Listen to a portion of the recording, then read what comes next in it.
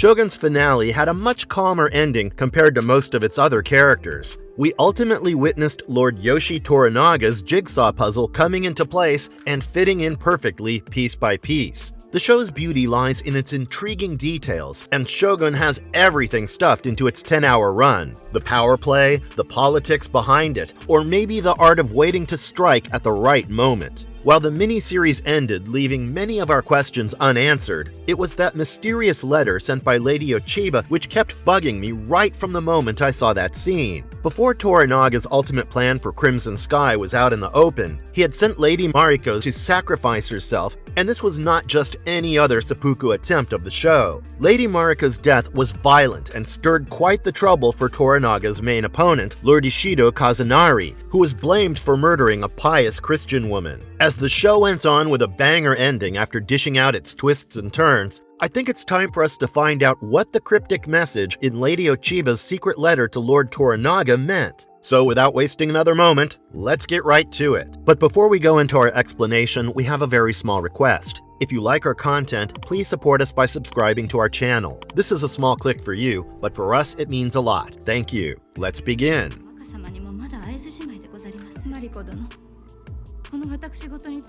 The importance of Mariko-sama's last poem. So if you guys remember, Lord Ishido was a mere puppet at Lady Ochiba's hands, who is the main girl pulling all the strings from behind the scenes. She manipulated Ishido into taking all the other regents as hostage under the pretense of protecting them from Toranaga's treachery. And it was pretty obvious that Ishido was smitten by her, which is why he proposed the idea of them consolidating their power through wedlock. By episode 9 of Shogun, Ochiba was engaged to Ishido, right before Lady Mariko arrived in Osaka to get Toranaga's final scheme into action. Now, Mariko and Ochiba were estranged childhood friends, so after a long-awaited reunion between them, they reminisce about their past and the poetry competitions they would often participate in. Ochiba then mentions a poetry competition being held in the Daioin's memory and asks Mariko to choose the first line. Without hesitation, Mariko starts a poem about a leafless branch in a cold, snowy evening. Now, you might find her chosen line of poem quite irrelevant and sad, but soon it all becomes clear. At the end, Yaichio, the Teiko's heir and Ochiba's son, asks the meaning behind the leafless branch. In order to explain the art of Japanese poetry to her young son, Ochiba finishes the poem with the last line Mariko has spoken to her: "Flowers are only flowers because they fall," meaning that the beauty of life lies in how transient its nature is. Just like how flowers are beautiful simply because they hold the ability to bloom and fall off a branch when it's their time, much like how fleeting and impermanent the cycle of life really is. In Shogun, Mariko's death symbolized an exquisite beauty that appeared beyond reach. Even Toranaga had later elucidated that her tragic, yet perfectly preventable demise triggered a series of events with unparalleled consequences and ultimately heralded the rise of the shogun, a feat which was probably unattainable even through the clash of many armies.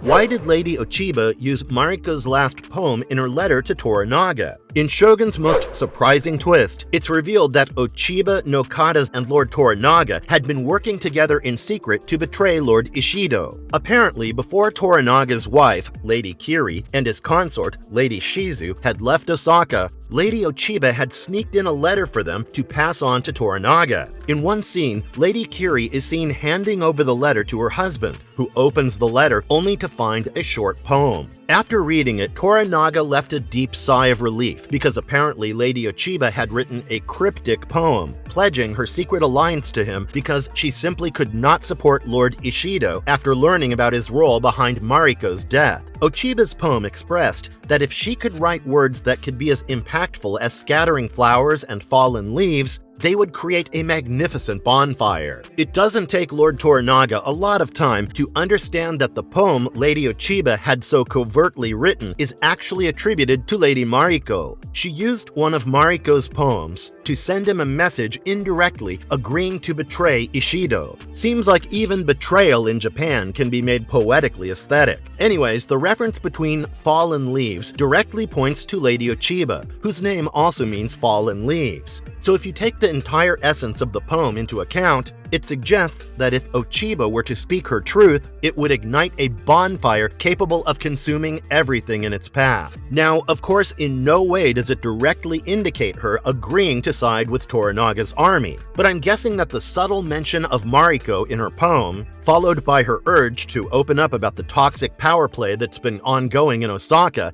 and her desire to let her truth consume the world, was more than enough for the Lord of Kanto to take the hint. And the audience too got their assurance through the ending scene of the battlefield at Sekigahara, where Lady Ochiba no Kata finally delivers her letter of betrayal to Ishida Kazunari with the heir's seal on it. She breaks their alliance and calls back all of the heir's troops, leaving Ishido bannerless right before the beginning of his battle with Toranaga. Ochiba might as well have served up his head on a platter to Toranaga. But when has anything been so easy with Shogun, right? Although the female characters of this show undoubtedly hold a significant amount of power, they must simply resort to passive means to exercise them, and that's something we saw through Lady Ochiba's character till the very end. What do you guys think of this? Let us know in the comment box below. And if you liked our content, don't forget to leave a like and subscribe to us if you haven't already. Have a good one and be safe. Thanks, everyone.